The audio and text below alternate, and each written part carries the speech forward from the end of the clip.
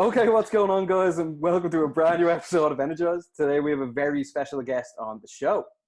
We have UFC, Bellator, and Strikeforce, world lightweight champion, color commentator, and podcaster, Josh the Punk Thompson. Josh, how you doing?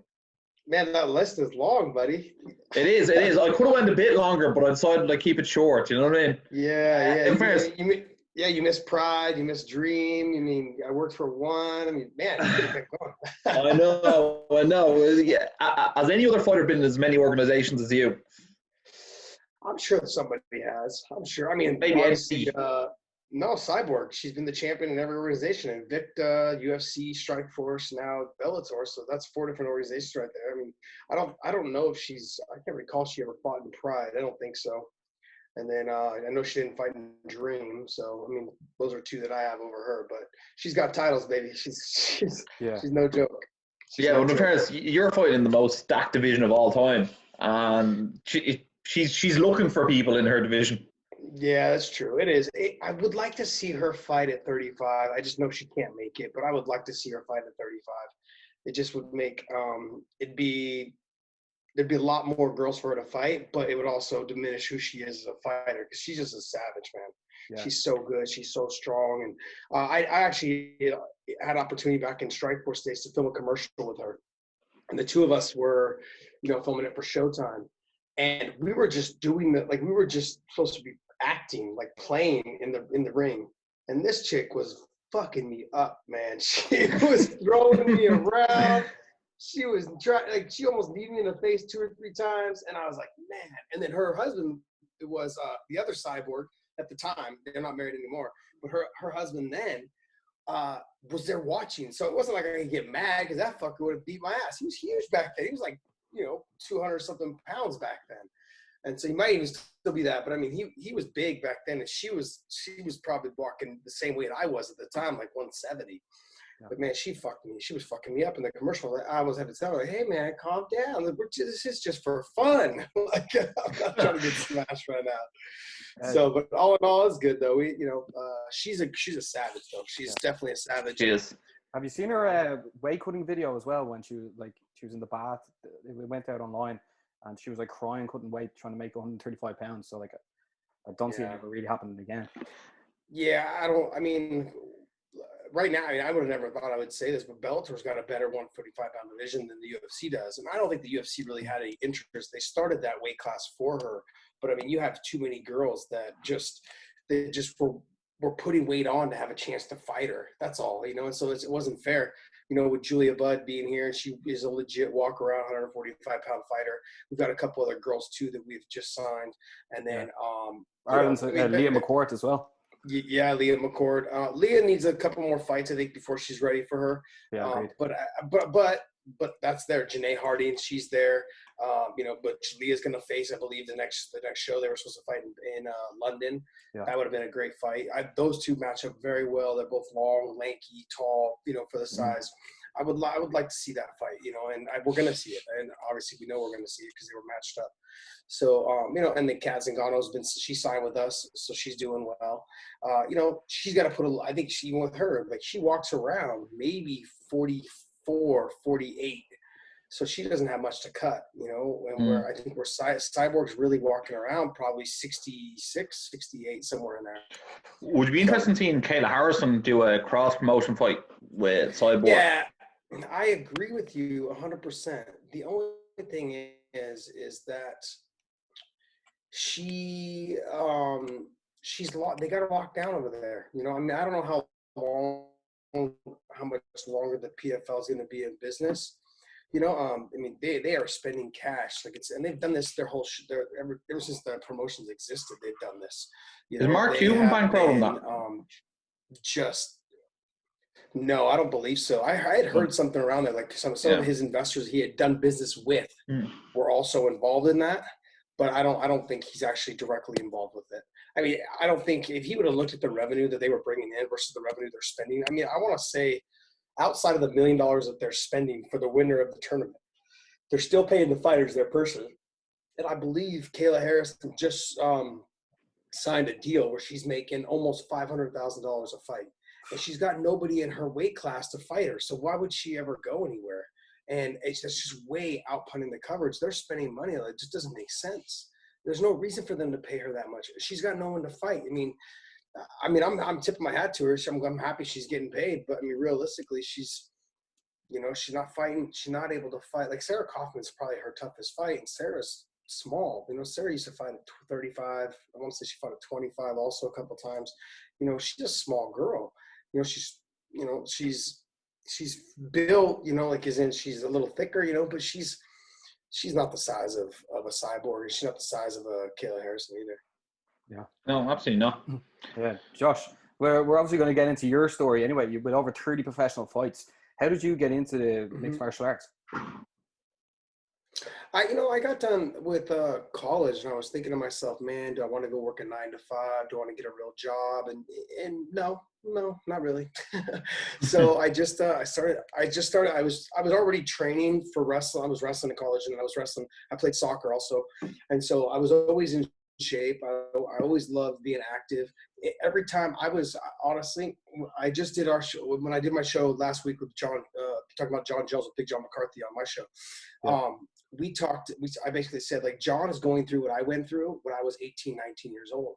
If I wasn't training, I was at the club, like, fighting, getting smashed, trying to, pull chicks. Like, I mean, don't get me wrong. I'm not knocking anyone that sins that way. I mean, we all sin differently. That's their business, man. Yeah. I'm no one to judge. Trust me, I'm no one to judge. And, but it's, I went through that at a younger age. And it seems like he's still going through it. Now, granted, I didn't have the money that he has and making the money that he's making at that, at the age that he's making that. But like I said, those are young kid mistakes. Those are young boy mistakes. Those are things that you wouldn't expect somebody to be making at 32, 33 years old. Yeah. He's also a father as well. I don't want to be rubbing it in, but you know what I mean? Yeah. Well, sorry. Yeah. So you were younger. You were if you were doing wrestling, then you moved. But then what happened next? So when basically I got done with wrestling, and I was still playing active like soccer. Even to this day, I play soccer like indoor leagues, and I haven't been able to play on the outdoor leagues because I'm busy traveling too much, and there's too much of a commitment to that. But indoor, you just show up once a week and you just play with the same people you play every week with. So, but realistically, like, it helps keep me in shape and keeps me going, keeps me active and stay busy. But I got done with wrestling in high school or in college, and then playing soccer, and I just was training all the time, jiu-jitsu and a lot of kickboxing, and was having fun with it. And I think after about 6 months of training, I took my first fight, and I lost. I was dominating the kid for about 8 minutes. It was a 1 10-minute round, about 8.5 minutes. And man, I made a mistake. Threw a head kick, slipped on the mat. He took my back, choked me with a inverted triangle. I started to kind of come out the back door, and he caught me in an inverted triangle. And yeah, I mean, just one of those things. But then it kind of motivated me to say, hey man, I'm ready to, I got to focus on this if I'm going to do this and have fun with it. And then my second fight, I was able to make $150. And then my third fight, I was able to make 300. And then once all that happened, I mean, I shortly after that, a couple more fights later, I was living up in Idaho, which is up by Canada. And Boise? Up north more, up by Canada. So I was in Coeur d'Alene area, like where Spokane is, where Coeur d'Alene, where Sam Cecilia and those guys are from. Yeah. They were all up in there. So they actually were they weren't even around when I was, I think they were still in like middle school, maybe in elementary school when I was training. I started training back then. It was me, Trevor Prangley, Dennis Holman, Benji Raddick, the guys that were up there. Misha Tate obviously was fighting, all on the small scene back then, man. So, I mean, we all kind of were in that northwestern area that we just kind of helped the sport grow. Jens Pulver was in Boise. I was supposed to fight Jens, probably my 4th or 5th fight ever in this small little local show in Boise, Idaho. And because I'd already beaten all the other guys in Boise at the time. Yeah. And they said, hey, man, we got Jen, we fight Jens, this and that. I was like, all right, perfect. And then he got signed to the UFC. Like, basically, while we were negotiating for me to fight him, the amount of money, they signed him to the UFC. So that was, and that kind of let me know, like, that was kind of the time where I thought to myself, dude, these guys that you're supposed to be fighting, these guys are getting signed to the UFC. Like, you're basically right there. This isn't a big market. Like, your name is, people already must know your name. If people are talking about matching you against Jens, people are talking about matching you against other guys, you know? I mean, there was talk about me fighting Dennis Holman. And Dennis Holman, you know, was already signed with the UFC, and then kind of was getting some other fights on the outside. Because you got to remember, back then the UFC only had 5 to 7 shows a year. Didn't have 54 shows in a year like they do now. You know, they had 5 or 7 shows, and that was it. Like, he's famous for the jockstrap now, isn't he, Dennis? Yeah. That's a bad way for him. That's like the defining moment of his career now. Yeah. Not great. Sadly, very sadly, because you got to remember, I believe he's got 2 armbar wins over Matt Hughes. Yeah. Okay. I know he's got 1 for sure. I'm trying to recall if he got a second one. I think he has 2, and both of them I think were like under like a minute and a half or 2 minutes or something like that. Very impressive. And then I think he fought the third time. I think you'd rather to be known to beat Matt Hughes than you would to wear a jockstrap into the ring. But look, that's sometimes how things go. Certain people are famous for funny stuff. I remember Sam Alvey got when they banned all the sponsorships, got the tan sponsored on his chest. Did you see that? Yeah, I do remember that. I wonder if did he get in trouble for that? I think he did. Yeah, I'm sure he did. Yeah. See, but I mean, like, I don't know, whatever. I creative could see stuff. that. We had talked about that because, you know, remember back in the day they used to have the ink on the back for Golden Palace. Golden Palace Casino used to sponsor guys, and they would write. Remember, they would write the ink all over their back. Yeah. It was like this removable a henna tattoo. Yeah, something like that. It was like something like that. They would put that on and they couldn't get it off, so they would wear that. You know, they used to pay so much money, man. It was like ridiculous. They would pay more than what the fighters were actually making to fight. Crazy, man. And then Josh, you're with the UFC, whether you fought in Japan a bit. How did fighting in Japan come about, actually? How did what? Fighting in Japan come about? So I was with the UFC at the time, and then they got rid of the 155-pound division. So then I basically was like, so I was like, man, and considering it's the best division in the world, I mean, it's been they just got to think about all the guys that were there, right? There was BJ Penn, Matt Hughes, Dan Thomas, myself, Sean Shirk was. I mean, like, all these guys were there. It's like, and they got rid of Carl. All famous. Yeah, I mean, these guys are all like legends in the sport, and they were like, oh well, let's just get rid of this division. It just didn't make any sense, but they got rid of it anyways. And they offered me a deal. They said, hey, you know, you want to fight at 170? I was like, absolutely not. If you guys would see like that, like the size of Matt Hughes, the size of Carlos Newton, Pat Miletich, those guys were enormous compared to me. And so I just had no desire to do that. And so I was like, nah. So I left, wasn't with the UFC. And then I started fighting kickboxing for Scott Coker. Like on the side, I was not making much, you know, it's a couple grand here and there, which is basically what I was making in the UFC, to believe it or not. You know, the UFC, my first contract was like 2-2, 4-4, 8-8. It was like garbage money. I mean, like, but that's really what they paid. You know, they didn't pay shit, you know, back then. That's when guys gotta remember. That's why Jens Pulver left, because BJ Penn, when they fought for the title, BJ made more money than he did. You know, so you sort of became part of then what I call Scott Coker's California Golden Boys. You know what I mean? You were obviously one of the main attractions in Strikeforce for Scott Coker. Obviously, you had your trilogy against Gilbert Melendez, which is probably like the most renowned thing Strikeforce ever done. And but like you also had like Luke Rockhold and Daniel Cormier on the up and up coming out of AK.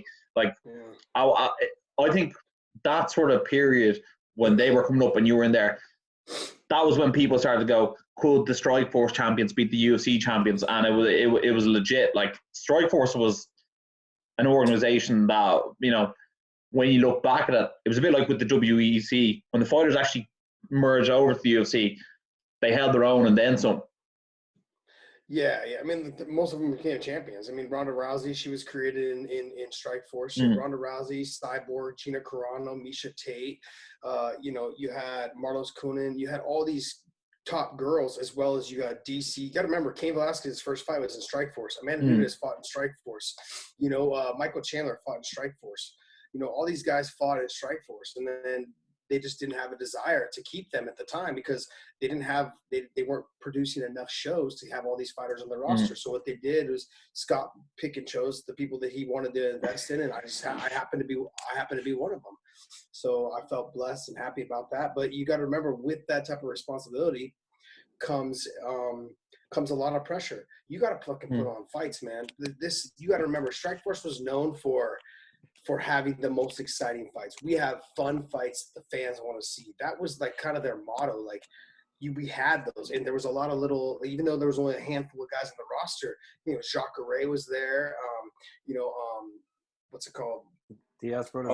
Hodger Gracie was there. Nick Diaz was there. Nick Diaz. Remember, Nate was in Strikeforce too. He fought in Strikeforce right before the Ultimate. And then the Strikeforce Heavyweight Grand Prix was unbelievable. Overeem, Fedor, Bigfoot Silva. The list goes on. Like it was Karatanov. Like it was Josh Barnett. Brett Rogers was really hot at the time. Like some serious heavyweights. You know what I mean? Verdum was. Oh yeah. Verdum. Possibly the greatest heavyweight of all time. You know what I mean? You can put your argument in for him. You know what I mean? Like in terms of heavyweight, they were incredible. You and Gale at lightweight. Like even when Pat Healy came over, he did well at lightweight as well. You know what I mean? Yeah, remember? Yeah, his whole downfall. Pat, he's the one guy that I completely overlooked when I fought him, and I was able to escape out of there with a win. But I got to tell you, man, I walked out to the third round going, "Fuck! If I lose this takedown, I'm gonna lose this fucking fight." It was that. He was big. Was desperate. He was enormous. He took a picture of him. He weighed in at 156 when we fought, and he took a picture that night, sent it to Scott Coker. He weighed 191, and I was like, "This is insane." Like I'm like, and I felt every pound of that when he was on top of me. I was like, "This is horrible, man. This kid is so big, and he's got hands that are like enormous." You got to remember, he beat Jim Miller. Remember when he fought? Yeah. He had that. Remember, he won. He looked like Jim Miller's big brother. he won fight of the night, and he won performance of the night or something like that. And then remember, he tested positive for small doses of marijuana, and they stripped him all of that money. So he lost like almost $200-something thousand in bonuses because he tested for marijuana. And now they're talking about allowing marijuana as a recreational drug. Yeah. I'm like, that poor guy, man. He just fought at the wrong time. It just that was a house. That was like losing the house. He's one of the coolest guys too, man. He's fucking. I trained with him out at BJ Penn's for a couple of camps, and BJ and I have been friends long time. We trained together back when BJ first got into the UFC, and when I trained with him out there, I mean, he was no different. He was fucking enormous. I'd already fought him. I'd already beat him, but he just was that guy. Even in training, I'm like, man, get your fucking big ass off of me. He was just so big. Yeah, but he's a grinder. He's one of those big guys. He's hard to submit, heavy on top. Not a great wrestler, but just makes it an awkward, like kind of scramble. He's long and lanky. It's always hard to deal with, man. And I know Barry has a question. He's dying to ask you about your Strikeforce career. Go on, Barry. Yeah, we're just speaking of events. I saw that you've fought in the Playboy Mansion as well a couple of times, undefeated if I'm correct. But first of all, did you fight harder because you were in the Playboy Mansion? And also, what was it like fighting there as well? It was definitely different. I'll tell you that. Well, because you're outside. The fights are held outside. They're not inside. They're held outside on the grounds in the backyard. Yeah. There's only maybe, I think that they were only allowed to sell less than like 700 tickets or less than 1,000 tickets. They were allowed to sell. You have to be off the property by, I want to say, like midnight or 1 a.m. You can't be there any longer because it really is his house. He lives there. Yeah. So you have to be off the property by a certain time. You can't have the fights before like 3 o'clock or 4 o'clock. So fighters started showing up there at the venue at like 4. But so like the warm-up area was like out on his tennis courts. So little things that you're not used to, like they didn't really have mats for us to wrestle and grapple on. It was, you could really just hit mitts because you're on the tennis courts. There was little things that you had to make adjustments to.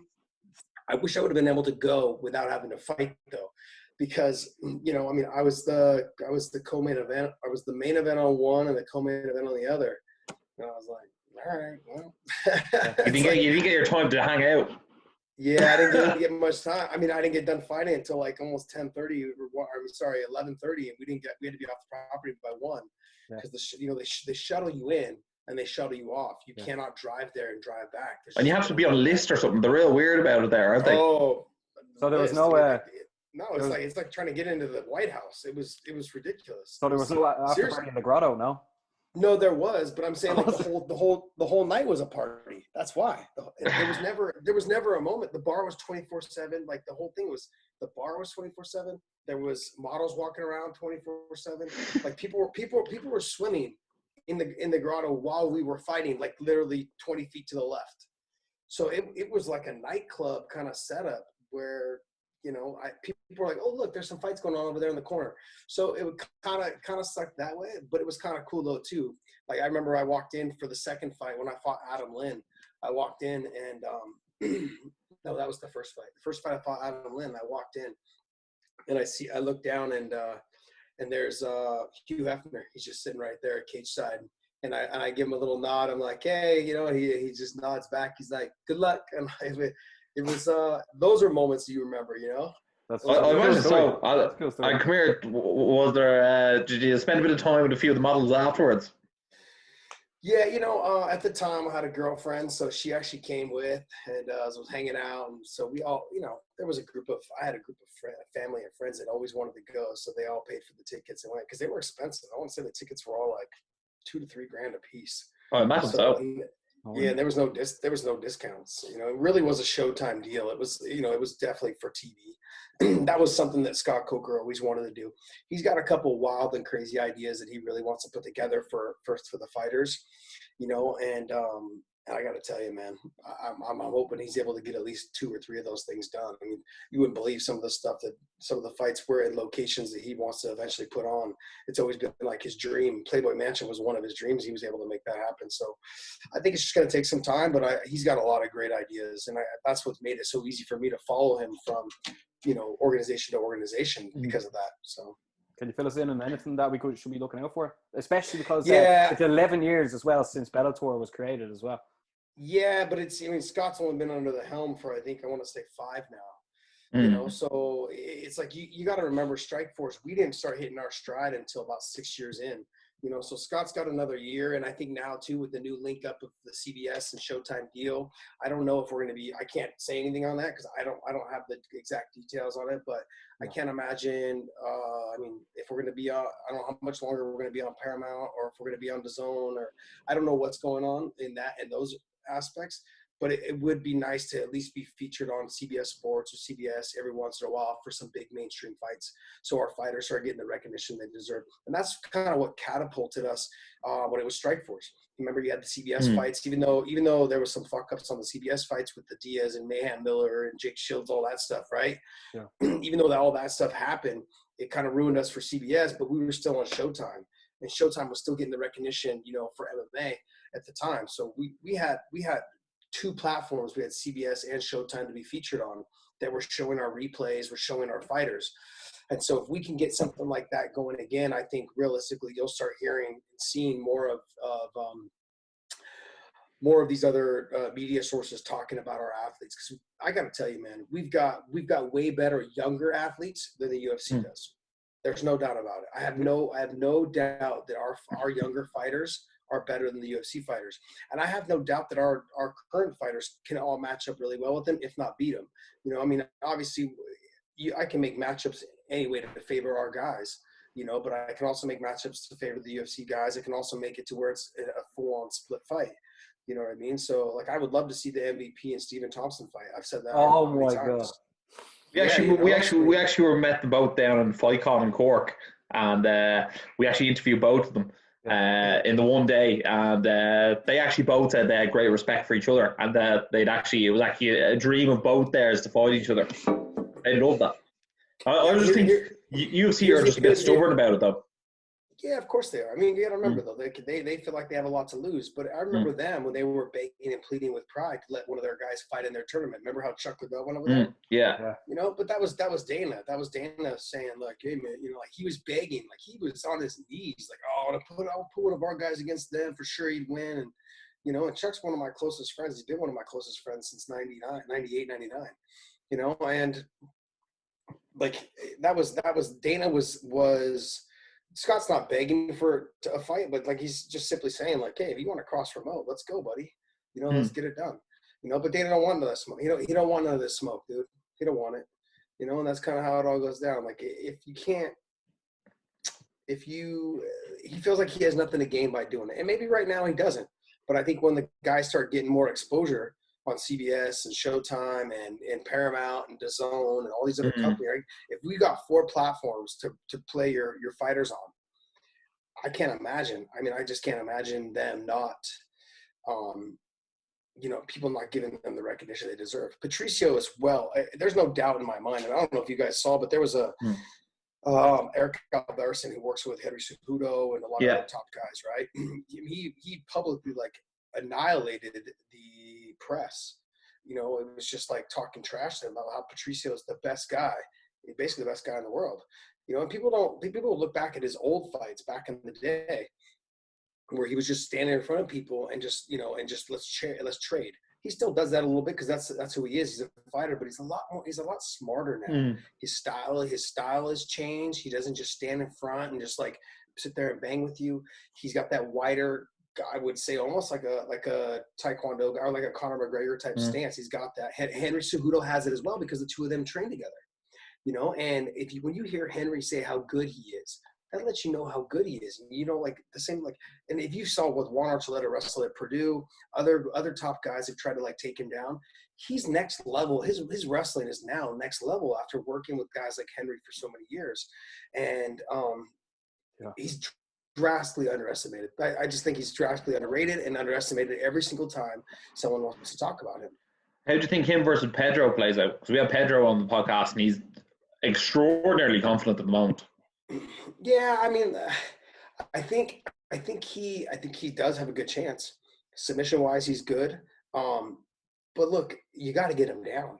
And I think if you're going to stand with him, I don't think Pedro can stand with him. Think about this. I mean, Michael Chandler starches guys, you know, and he got starched by Patricio. It's like, and I don't know. I just feel there's a lot of things that people don't seem to understand. For such small, big things come in small packages, you know. And that guy, he can fucking crack some punches. And do you think it'll be strong. AJ in the final against? I don't know. Can AJ get past Darian Caldwell? Yeah, well, I was very impressed with Caldwell against Barch.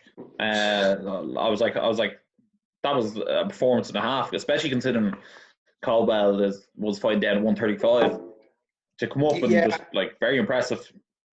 Yeah, but McKee, I almost think is like a younger, hungrier, bigger version of Caldwell. I think he's got slightly better striking. Yeah, he's got better striking, but he's a lot more wild with it.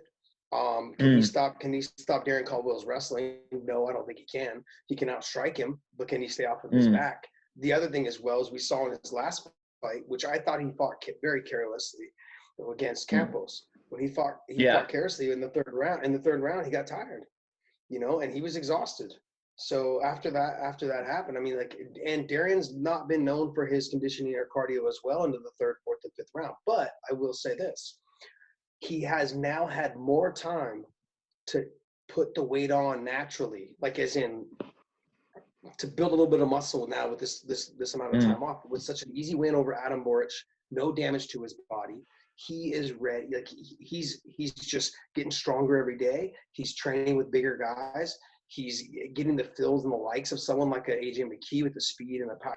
He's training with those kind of guys. Like he's a smart guy, man. He's a smart guy. I think he needs to groom himself to be ready for that weight class now, because he was always trying to keep his weight down. He was always trying to keep his weight down so he could go to 135. He just can't do that. You know, so now he doesn't have to do that. Now his body can naturally learn to carry this weight. And that means a lot. People they don't understand how much that means. It's hard. to learn for your body to carry that amount of weight every single day in training and then as well as in the fight. So I have this thing where like I always walk around 169, 170. I always have. Even now, right now, I'm probably 172. Even though I'm old, fat, and retired, and I just stuff my face all day because we're in quarantine. Like I legit only walk around like 172. Maybe some of the muscle turned to fat, and so now I look the same, but I'm still weigh the same. But I never fought at a weight class higher than I competed. So you know how some guys like Pat Healy, when he cut to 55 to fight me and then weighed 190 that night, I feel like that potentially lost him the fight. He probably walks around 80, maybe 82, 83, but by the time he got in the cage, he was already 8 pounds over what he's used to training at. You're carrying another 8 pounds of weight on your body that your body's not used to carrying. So I always trained at 168, 169, 170, somewhere in there. And anything I was the week before I started cutting the fight, I made sure I didn't put any weight on above that because my body didn't know how to carry that weight, and you never train, or you can never train as hard as you're going to fight in that cage. And so if you're carrying an extra 1 or 2 pounds, I mean, you guys got to remember, if you're holding up like dumbbells, right? 1 pound dumbbells, can you do that for 15 minutes? Probably not. No, probably not. Definitely not. Definitely not. Definitely not. So, if that's the case, now try to add that on your body, another a pound or two. Like every pound over what you're normally used to carrying around, it works against you. So I feel like Darian doesn't have to go through that anymore. So I think we saw a good Darian Caldwell guy who puts guys away, and Adam Bortz had never lost in any fight. I think he's going to come back even stronger. He's a good-looking young kid. I want to say he's only like 23, 24. Yeah. And all the buzz about him is legit. Guys all from Henry Hoof's gym where he trains, they're like, dude, he's so fucking good. Like, people don't get how damn good he is. It obviously didn't show against Darian Caldwell, but they're like, dude, he's phenomenal. Like, it doesn't even make it. He's going to be – they've all said he's going to be champion. Yeah. So. Another thing as well, Josh, about Bellator, people have been talking about the European series that they've been having over here. And first of all, it's been amazing for Irish fans as well. Yeah. But there's been talk about maybe making European titles, like rather than world titles, like so a European title and then world titles like separate, because people feel like sometimes fighters in the European series are fighting people, but it doesn't seem to be like progressing them any further. What do you think of the possibility of making European titles? Yeah, I think, look, what we're doing right now, this is what I believe. This is not what I've heard from anybody else. I think right now we're trying to see where the cream rises to the top, and then we'll start bringing those guys to fight the top guys that are in Bellator right now. Yeah. That's what we're trying to do. That's why you've seen certain guys go over. Patricky went over, and he's going to end up going back over to fight Peter Queally. He went over to fight Ryan Scope. Primus went over there, fought Wild, and then just fought again recently. Like, you have these fights, right? You're having them match up against European guys to see where the cream is. You want to see which guys rise to the top. And then I don't think there's any reason to start a European title. You're either the champion or you're not. There's no reason to do that. Yeah. The other thing too is that your pay's not going to go up just because you're the European champion. It doesn't make any sense. And possibly maybe later on down the road, but I think right now we're just trying to see who the best athletes are that we have signed. You got to remember that Bellator made a huge push into Europe, and the push into Europe is just simply the fact that we signed all the guys from Bama. I think it was Bama, right? Yeah, it was Bama. Yeah. We pretty much signed that. We signed that whole roster. When we signed that whole roster, we brought a lot of guys over that we were not familiar with. Myself, I had to look up a lot of these guys. Okay, look, I've heard of this guy, but I've never seen him fight. So right now we're trying to see which guys will rise to the top amongst the European guys. And then once we see that, we'll start integrating the guys that are coming over, to mix them in. And I think it's best, though, too, for the U.S. guys to start fighting the guys on Europe soil. I think it's only fair. You got to make the adjustments. You can't just always bring the Europe guys to the U.S. and expect them to perform well. You got to let them sometimes have hometown fights. And I love that they're doing that, man. I think you got to bring, you've got to continue to bring these guys over and let them fight. Patricky fighting Queally, that's going to be a great fight. I mean, there's so many fights that I want to see mixed up that I think stylistically makes for great matches. I mean, Pedro Cavallo fought Campos, and that's what got him into the tournament. You know what I mean? What's your take on James Gallagher, and how far away do you think he is from a title shot? I know he sort of built his own fight. He wants to fight Sergio Pettis after his next fight for the bantamweight belt, because that's vacant at the moment after Caldwell lost to Haraguchi, and then Haraguchi vacated it. Yeah, I think he's got. I'm not saying that he's not ready for one now, but here's the thing: anytime you have a young, flamboyant, very engaged into what he's doing and knows how to sell a fight, there's no rush. We don't need to rush him.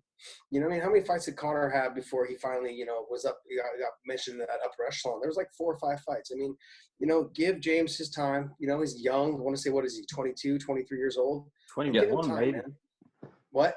21, maybe. Yeah. He's very young. Yeah, I want to say he's 22. He's 22 or 23. Yeah, somewhere around there. He's a young guy. I remember when he was a couple months younger than Aaron Pico. So I remember that. And Pico, I think, is 22 now. And so we're 20, something like that. There's no rush with these guys. See, that. If I look at Aaron Pico, he's exactly what you don't want to do. Like, guys didn't want to fight it because he was doing so well at the gym, and other guys were talking about how great he was. And I witnessed it firsthand. The guy's fucking phenomenal, but he doesn't have the MMA experience, and you had to slow roll him. The guys didn't want to fight him, and and Then he picked up a few losses as well. Yeah, his losses, though, his first loss was because he fought outside of his weight class because nobody else would fight him. But his other losses have just been because he didn't fight smart, and that's the lack of experience. He's a bit reckless. Yeah, he has been. I mean, his last 2 fights, I thought he fought brilliantly. His last 2 fights, he's getting better every time. He's with Greg Jackson now. Greg Jackson is someone who's been known to put together a great game plan. He does a wonderful job. So I think that's exactly what he needs. The other thing as well is, he had some issues. Like, his dad was very involved in his career, and I think sometimes you have to tell your family to kind of like, hey, you got to step out a little bit. Let me run this myself, and I think we've seen that. I think we've seen a little bit of that too. So parents, not all parents, but a lot of parents, they want, just like a fighter, they think they deserve more. They want their kid to have the best, and that's part of being a parent. I think every parent thinks that way. Like, my son or my daughter deserves this. They deserve more. They should be this. They should be that. But when you start doing that, especially in a sport like this where they're paying a lot of money, you've got to remember, when the more you get paid, well, the harder the competition is. Sure. So if you're relatively new in the sport, you got to dial it back, man, and slow roll it there. At 22 years old, like with James Gallagher, 22, 23 years old, there's no rush. He won't even hit his prime until 27, 28, 29, somewhere in there. Your prime, honestly, I feel for MMA is 27 to 32. You hit that man strength. You finally are starting to take it serious. You probably realize what the money's like now. You're enjoying life. Like, those are all things that come along with it. And the maturity of it all. I think John Jones skipped that part, but other guys have the opportunity to do that. You got to learn. Yeah, even like with James, there's no rush, man. We got time with him. There's no rush, because once you start fighting for that title, you can't go backwards. You don't go backwards, man. You can't fight easier fights just because I had a bad showing. Okay, I want an easy fight now. No. You got to keep fighting the best guys. Do you think sometimes, and like people have said this openly about Bellator, that sometimes that they almost give some of their handpicked guys too soft opponents? You can't. Yeah, look. Yeah, everyone thought that Ricky Mendejas was going to get run through by James Gallagher, and look what happened. They said the same thing about Malombo and Ricky Mendejas. Although I think a lot of people sort of say that about MVP, but at the end of the day, I'm sure a lot of people aren't signed up to fight MVP. No, these guys are running from that dude like the plague, man. Nobody. Here's the other thing: when somebody is as good as he is at what he does, he makes them look bad. It's no different than when you look at Lyoto Machida. Remember how many times people were like, "Oh man, just grab him, get him down." No, it's not really that easy. If it was that easy, people would have done that and figured him out years ago. Yeah. Like, it's not that easy. If it was that easy, like, these top guys wouldn't be getting knocked out. You gotta remember, man, Machida knocked out Rashad Evans. MVP's making Cyborg, the one that broke he broke his skull. He cracked his skull. Like, that's not something that happens. He made David Rickles like properly give up. It was like it was like David Rickles went, you know what? No, actually, no more fighting, please. Yeah, it doesn't. It just there's no reason to continue to fight if you know you're not going to get the win out of it. And he couldn't even get to him to touch him. Like everyone just kept saying like, oh, he's just going to run in there, try to take him down. No, you got to get past him. He's so fast, so elusive. And I can tell you right now, I've sparred with a couple guys that are just extremely fast. This guy from France, his name was Thomas Dion, real good kickboxer, sambo guy. Every time I would kick, he'd catch my kick and throw me on my head. Every time I would try to like take him down, he was so fast, his footwork and movement, he would just circle out of the way. I couldn't get to him. And every time I got him to the fence, he would just drop his weight and push my face away, and I just couldn't get him down. And those guys, and I know you didn't want nowhere near on the feet with him. Every time I tried to stand, he'd side kick me to the body, he'd fucking spinning back kick me. If he wanted, like, I think there were moments there where if he wanted to in training, probably could have fucking knocked me out. And I'm considered one of the best lightweights ever, and this guy fights in lightweight division too. Yeah. Couldn't get his MMA career to go because he was mainly kickboxing, but I'm saying, like, I couldn't get him down. You know, and so when you're fighting guys like that, they make you look, they are so good at what they do, they make you look bad. And that's all MVP's doing. Now that I said that though, you guys are right. His competition has been good, but it hasn't been great. And he's now ready for that next level. I want to see him fight guys like Lorenz Larkin. I want to see him, I want to see him potentially get a rematch with Lima. Not quite yet, but I mean, that should be in the conversation. I'd like to see him fight McDonald. Oh, Rory? Yeah. Now Rory's out though. He's at PFL now. Oh yeah, actually, sorry, you're right. That was actually a tough loss. Yeah. No. But, sure. Look, these things happen, you know what I mean? But here's the thing with Rory McDonald though is that he fights a smart fight. He would have tried to get in on the takedowns as well. He has more of a karate style stand up as well. I think that's more so what I was intrigued by, because Rory's quite good at I suppose game plan. Obviously, he would train with GSP, and like that's where he gets that from. But that would have been a good one. But like you say, that one's gone. But one fight that's massive in Bellator coming up is Mousasi versus Lima. How do you see that one going down? Because MVP said he thinks Mousasi's like a bigger version of Lima, and he thinks he'll get the job done. I don't, and I'm a huge Lima fan. I just don't see any way he wins this fight.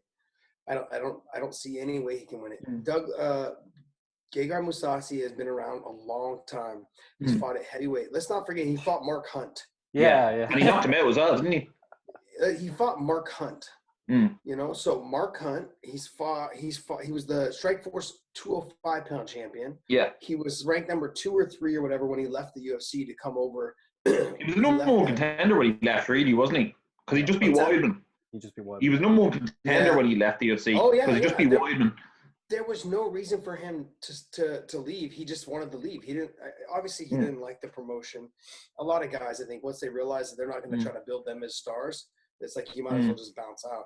Like you know, once you're 2 to 3 fights in, and you know they're not talking to you like you got star potential. People need to get out of there because they're just wasting their career. They're just going to fight a bunch of times on the low level cards, and they're never going to get any recognition. So I don't understand why you would try to stay there. They should try to leave. Do you think if Mousasi wins, he'll try and fight Bader at 205? Well, Bader's got his hands full with Nemkov. Nemkov is no damn joke. That kid he beat Davis there recently, didn't he? Yes, he did. Close fight, though. Yeah. But regardless, though, I think Nemkov his stand-up is good. He's got a good chin. He's going to get in there and get after it. He's going to push Bader. The other thing, too, is I think Bader is better at heavyweight. So do I. I don't understand why he's going to 205 again. He's putting his body through that weight cut again when he was physically walking around at a good 235, 230, 235 at heavyweight and having great performances. There's no reason for him. There's no reason for him to go to 205. The question is, would Nemkov beat Fedor? Because Bader absolutely starched Fedor. Yeah, I know, but you got it. Yeah, but he also had the weight. Then you got to bring the weight up. So he punches harder at heavyweight. Oh yeah, he does. Okay. He does. That's the same with Daniel Cormier though. Same thing at 205. It's like I felt like I was hitting air every time I tried to land a punch. Like these guys weren't affected by it. Then you go to heavyweight, and he's just he knocks Stipe out. Guys are having a hard. Look what Ngannou did to Stipe. Caught him with some clean shots, couldn't put him away. DC knocks him out. That lets you know, the weight makes a difference on when you guys are not, if you're able to knock someone out of your punching power. Tell us this. Obviously, you trained your entire career, well, majority of it, your professional career out of AKA. You've also fought Tony Ferguson. Obviously, they're not going to fight at UFC 249. Who knows if UFC 249 is happening or not. But you've been in the training room with Khabib. You've been in the octagon with Tony Ferguson. How do you see that one playing out? And what's it like, competing with those guys? I think Tony has all the tools to beat Khabib. I just don't think he's going to do it. And I'm not just being a homer. I'm not being biased. It's just that there's been fights in the past, and there's been positions in the past that even when I fought him, there was positions that I was able to get that I shouldn't be able to get on someone like him. Don't get me wrong. I mean, he's good. Tony's extremely good. But you can't afford to – he sometimes he'll put himself in a shitty position trying to get to something. And if he doesn't get there, he does not want to be stuck underneath Khabib. And I've been underneath Khabib a lot, like in training, and you just can't move. I mean, you see guys, his whole career, they can't get up off the bottom. And Dustin Poirier said the same exact thing. Dustin's like, dude, I thought it was going to be differently. And of course, everyone does. They all think it's going to be different. Have you ever seen a bigger will breaker than Khabib? He just breaks people's will like there's no tomorrow. Well, I think Tony's right there with him, though. Tony's that guy.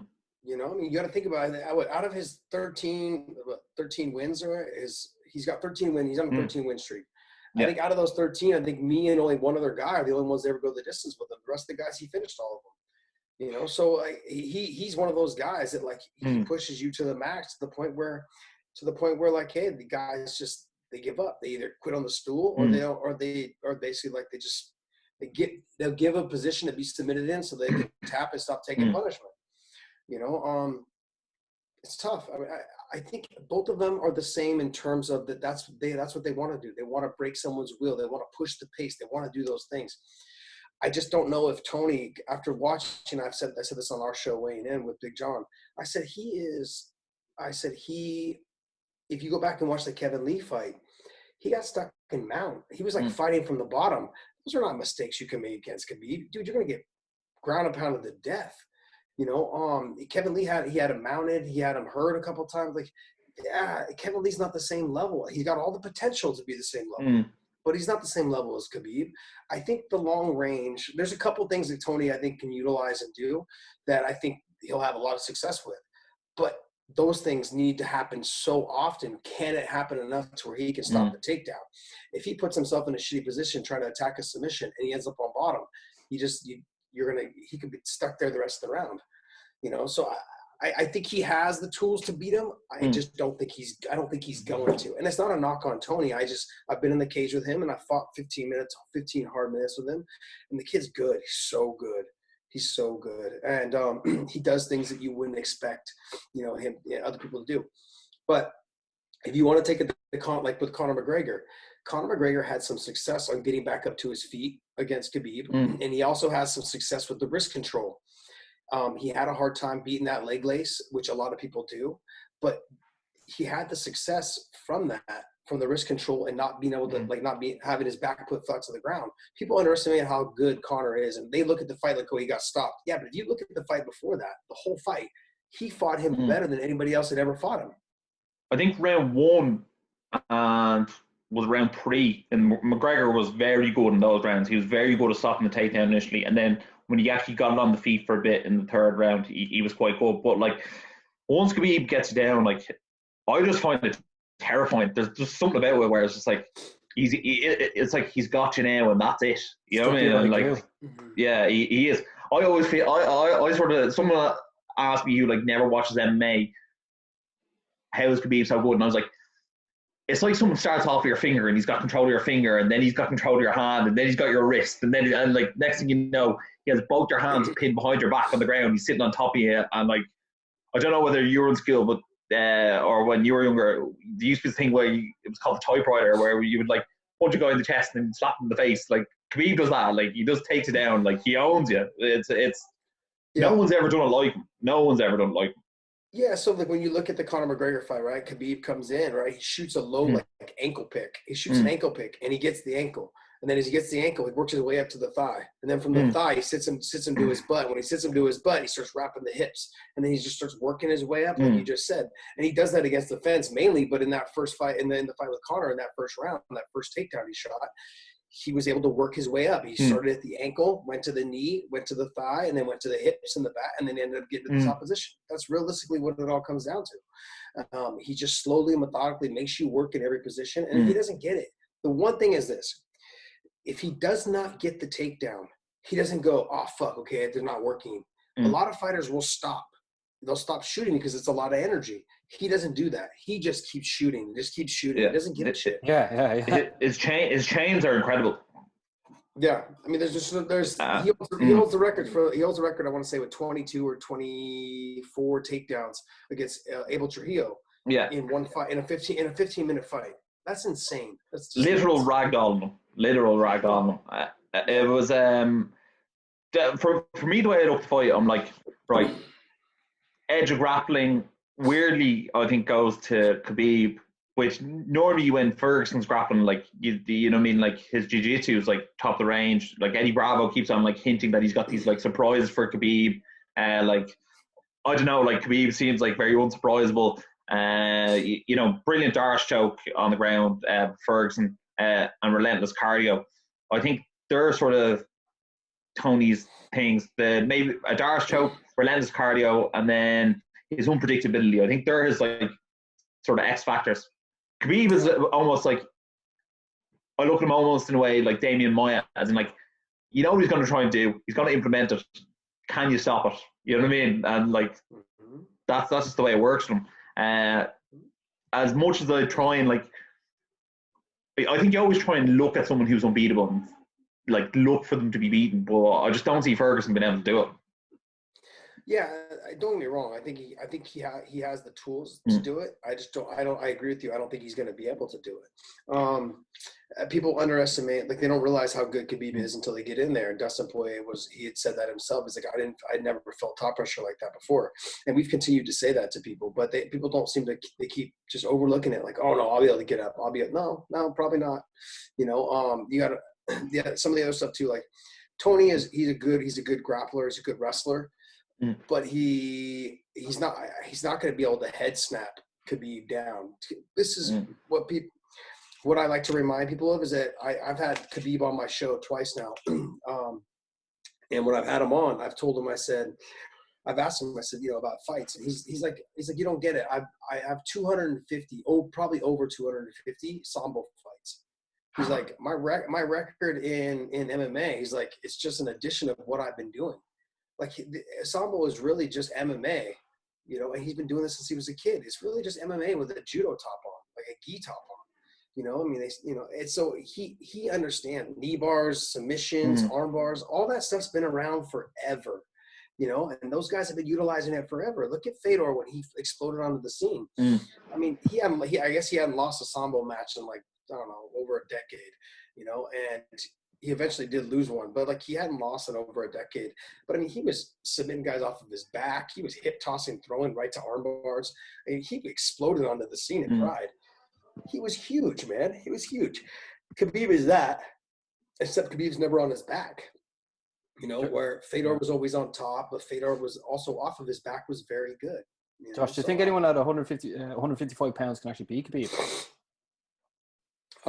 Do I think anybody at 155 pounds can beat him? I don't think anybody that they have on their roster right now. I think Tony would really be the only one. You know. What about if you went up to 170? If you bumped up to 170, would he be the champ there as well? I think so. I believe so. So do I. What, you think he'd stay undefeated as well? Yeah. Oh my God! I was just thinking that, but I mean, what's he walk around at actually? Because he said Pahidi was around 191. What's the Khabib weigh next day? Because he's massive. Yeah, he is massive. He's got thick legs, like, you know, he's got a thick trunk, like his hips and thighs and stuff. He's thick. I would say, and I think he probably walks around about 190, you know, which is normally what welterweights walk around at. So, I think he'd have more like tougher fights there. But I think right now with the guys that are in that bracket, they're all tailor made for him. You know.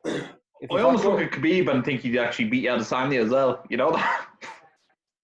Yeah, it might be that might be too much for him because of the length, the range, and the reach and stuff. But like, If he grabbed him though, if he got on Adesanya, I think he actually get him. Yeah, if he could get him down, he'd have to take some big shots in the process. You know, Josh. I think the guys that kind of pose a threat, like Usman, I don't think can beat Khabib.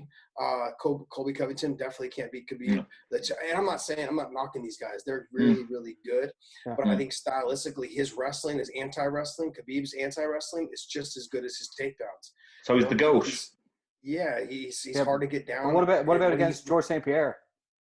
See, that's the fight. That's the only fight that I think he has a potential of losing. Now, George's getting older, so I don't know. And I don't know if that fight ever will happen. I would love to see it happen. The UFC. Yeah, but I could not ask you. I could not ask you. Of course. I've been wanting that fight. Honestly, that's the only fight I really care to see him fight. If he beats Tony, that's the only fight I care to see him fight. I don't care to see him fight. I don't care to see him fight anybody else. I just want to see him fight that fight, and I want to see him run off into the sunset and retire. What's he like as a person as well, Josh?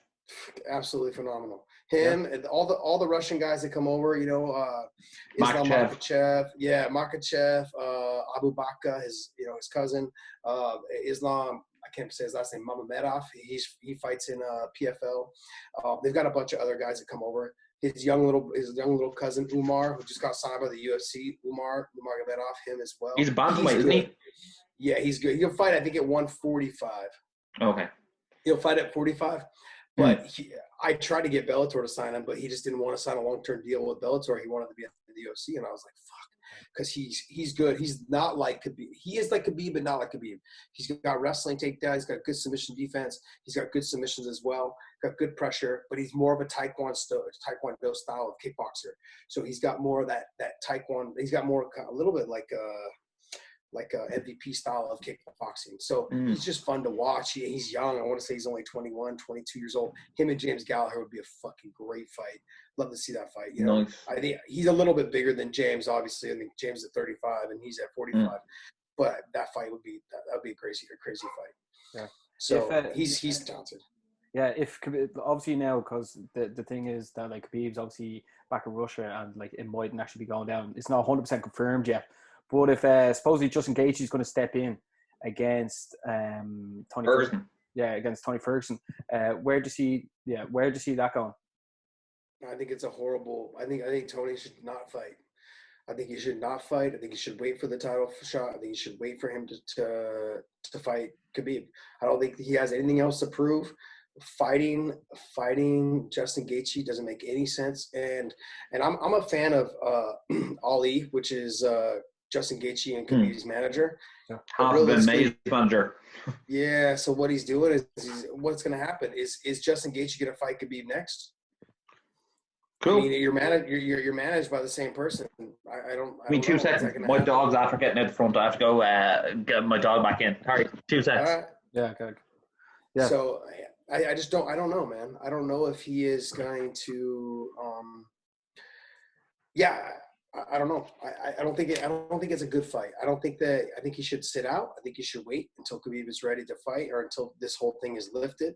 Just get better in the time, the process. Keep fine tuning what you're working on, what you think is going to work against Khabib. I think those are the things that he has to do. He shouldn't. I don't think he should take the fight. Let's say he wins, but say he doesn't look good, right? It's a dog fight. It goes 3 rounds or 5 rounds. It doesn't look good. Maybe it's boring. I've never seen him in a boring fight. Neither one of those guys. But I'm simply just saying, like, if he doesn't look good, I can see the UFC going, you know what? Let's try and put somebody else in there. They've been known to do that, man. They've been known to do that for years. And so, and Ali manages both of them. So Ali has control over like what the UFC does. Like, oh no, these are both my fighters. I'm gonna negotiate this, negotiate that. It gets caught up in this thing where now Justin has a chance to beat the number 1 contender. This fight has more hype around it than any other fight in the UFC right now. Yeah, they have to delay it and hold off. Yeah. Yeah, I just don't think it's a smart bid for the fans. For the fans. Yeah, I don't think it's a smart fight by Tony to take the fight. There's no reason. You have nothing else to prove. You've starched tons of people before now. There's no reason for you to continue on trying to beat all the top guys. You've already beat them all. Let Justin beat your number 1 title defense if you get there. Yeah. You know what I mean? Well, let's see what happens. Yeah. Yeah, well, Josh, thanks a million for coming on today's show. Much appreciate all your time. You're an absolute legend of the sport. Congratulations on all your achievements, and you and Big John repped on that podcast. Absolutely brilliant. The weigh-in show. Much love. Like, share, subscribe, and as always, stay energized.